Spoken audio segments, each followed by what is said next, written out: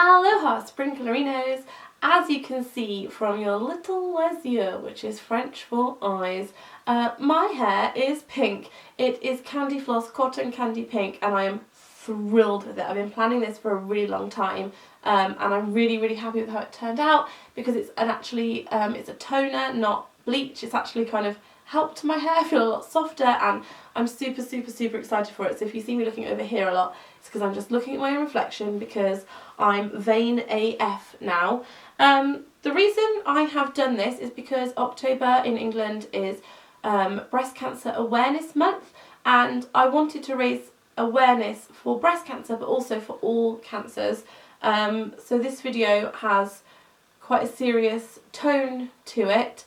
And I've actually written most of what I want to say down on my laptop. Usually I just write a few notes, but I've actually written almost kind of a script because I haven't really touched on this before in videos. I've talked about my mum. So this video is for breast cancer awareness and my mum died of cancer when I was 7. So I've talked about that before, I've mentioned it, I've talked about it in my Draw My Life, but I've never really gone into great detail about it just because it's never really been the time to, or it's not really been required in any way.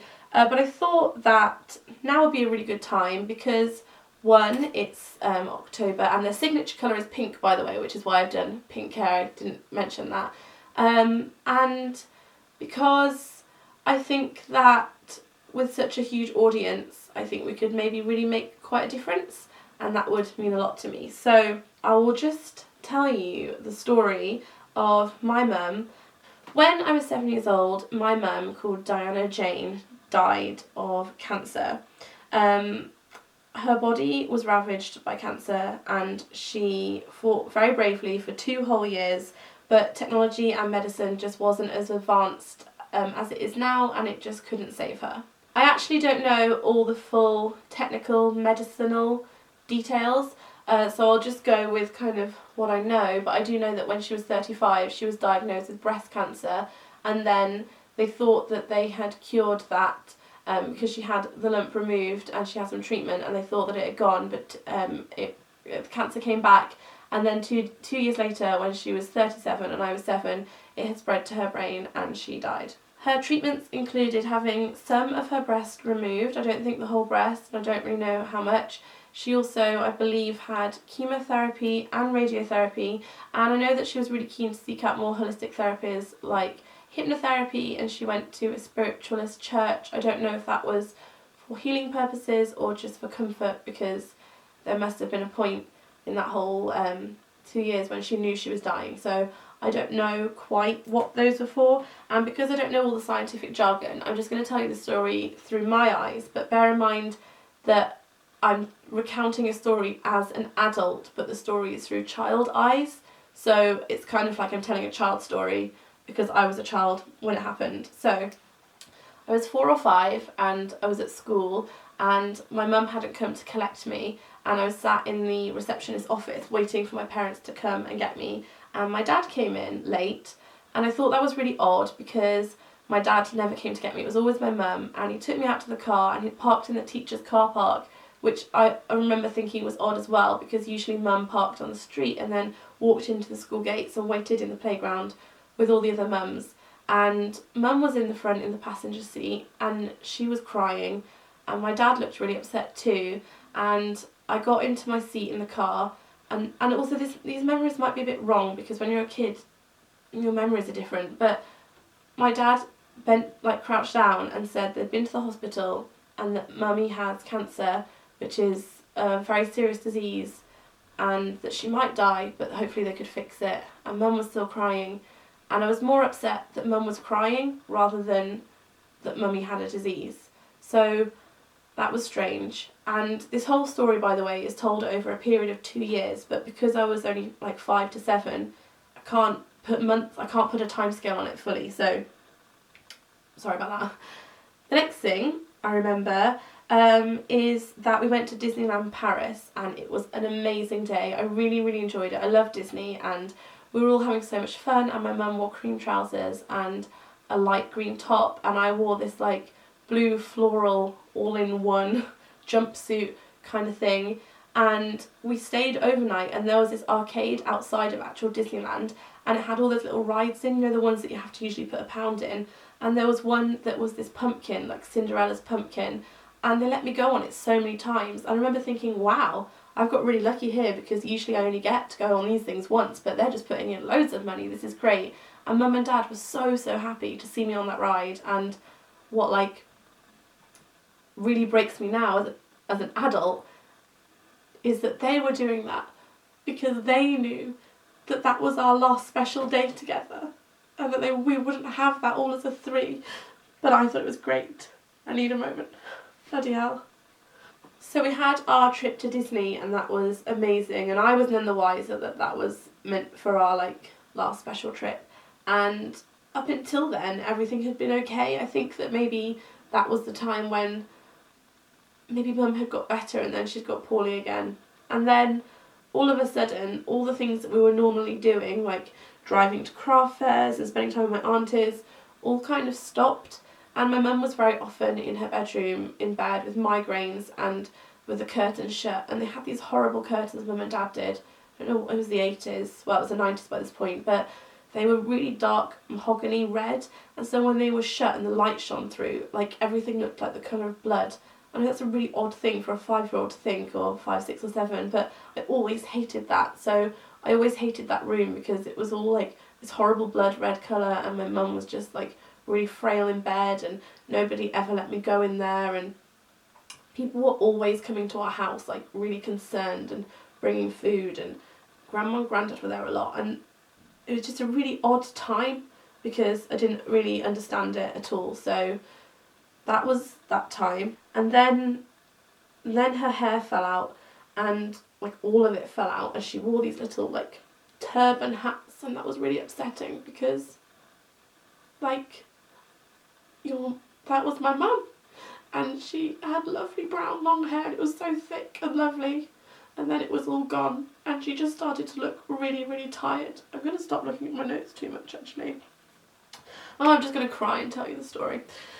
And she looked really tired all the time, and then she moved to Northampton General Hospital, and I thought she was going there to get better, because that's what you do, you go to hospital to get better. And my dad visited all the time. I hated her room. It was like on a corner, and it was so lonely. She was just on her own, and she had to sleep there, and I just thought how lonely she must be, and how it's not where she belonged. She belonged at home with us, like in our house, making dinners and watching the Generation Game on a Saturday night with a Domino's pizza, which is what we did every single Saturday. And then she wasn't there. And then they moved her to this place called Cynthia Spencer Hospice, which is a place you can go if you know you aren't going to recover, and they look after you in your final days and make you as comfortable as possible. Obviously, I didn't know that a hospice is not the same as a hospital, so I thought she was going to go and get better there, and she said, or Dad said, that there was a phone in the hospital that was ringing too loud, and so it hurt her head, gave her headaches. So she went there, and it's just sad to think that like she spent her last days in a hospice and not with all of, well, we were all there, but it's not the same, is it? But it was a really lovely place. Like if you're from Northampton, you might know it. It's a really nice place, and all the nurses were so lovely. And one day she arranged for us all to have cakes. Me and, well, not all of us, just me and Mum actually. She arranged for us to have cakes, and then somebody went and bought them. I don't know who did, but that was really nice. And also we had these felt tips that the hospital had given us, and we did loads of colouring together because my mum was really into arts and crafts, so we did colouring, which was really fun. And we had loads of cuddles. And then also one night we had this like amazing pizza party where all my aunties and cousins came, and like me and my cousins played on these hospital trolleys in the corridor, which was super fun. And we had all these like really fun times there because we were making the most of it, and we had cuddles in her bed, and she made jokes about her illness, and even though her hair had fallen out and she had such terrible migraines and all sorts of other problems and couldn't do anything for herself, she made jokes about them because she was super funny. So that was nice. And then my cousin Andrew bought me this doll that blew bubbles, and I went to show it to my mum, but she was in a coma. and I couldn't understand why she just wouldn't wake up to look at this doll. And then she just deteriorated. This was like by December now, 92. She deteriorated. And then one day my dad was driving really fast at the hospital, because we used to go all the time, even when she was in the coma, to like hold her hand and tell her we love her and things. And I asked why he was driving so fast. By the way, I'm sorry I'm such a mess in this. And he said because her breathing had changed. And then we got there and the doctor took us into this office and sat me down with my dad and told me that she wasn't going to get better, which I think I knew. I think I knew that. And I don't really remember what he said, but I remember that his office, the walls of his office were wood, which was really odd, like wooden panels. And he said that, I don't remember blah blah blah, but he said Mum's gonna get pale and her skin will go grey before she dies. And that really struck me, because my lovely, lovely mum should never be grey. She should be like this colour, not grey. And I remember thinking that was really upsetting, and I was upset for her, and I thought, why can't you give her some medicine to not be grey? And then, just like that, she died. And you think that cancer goes when someone dies, but it doesn't. That cancer stays in the family forever. Even though I don't have cancer, touch wood, I still live with cancer because cancer took her. When somebody has been gone for a really long time, they become like a myth, or like an urban legend, or like not real. Like when I talk about my mum, like I don't know what she sounds like because I haven't seen her for 22, almost 23 years. I can't remember the sound of her voice, and I can't remember her mannerisms, and I haven't spoken to her for 23 years, for like over 2/3 of my life. So even though I talk about her a lot, it's hard because it's kind of like almost talking about not a real thing. And so I think that people forget to care about cancer research. But she was a real person. She existed. She walked around the same streets that I walk around. She ate flakes in the car, and she collected antique jewellery, and she watched the Generation Game, and she enjoyed driving to craft fairs which she organised, and she cooked chicken soup, and she laughed with my aunties, and she made up stories about fairies in our garden, and she made little things with paper and pens, and she loved me, and she cuddled me, and she died knowing she wouldn't see me. And she didn't say well done to me when I graduated, and she wasn't at the end of the aisle when I got married smiling at me. And she's never felt the weight of Darcy in her arms. And Darcy will never meet this woman because cancer took her. And if we can find a cure for cancer, then people like me won't sit crying into a camera. Wait a minute. What I'm saying is, if you can donate to cancer research, do. I do all the time because it matters to me, and I think that there will be tons and tons of people watching who have had similar experiences of family members or friends. But if you haven't, please know that cancer makes such an impact on so many lives. Even people that don't have cancer are suffering from cancer, if that makes any sense. Also, cancer is hereditary, some forms of cancer, which really scares me. I don't want to live in a world where I'm not scared of cancer because I know there's a cure, and I want Darcy to live in a world where she's not scared of cancer, because I think my biggest nightmare is going through the same thing my mum did, and knowing that Darcy won't have me, or her having to do that. I'm going to leave a Just Giving page down below if you would like to donate. If you don't want to donate or you can't, that's okay. But maybe share it, like either share this video or just share the page or something on social media for like people that can donate. That would be great.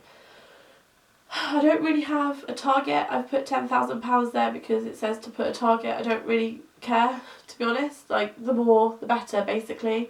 My target is like 1 million, a million billion.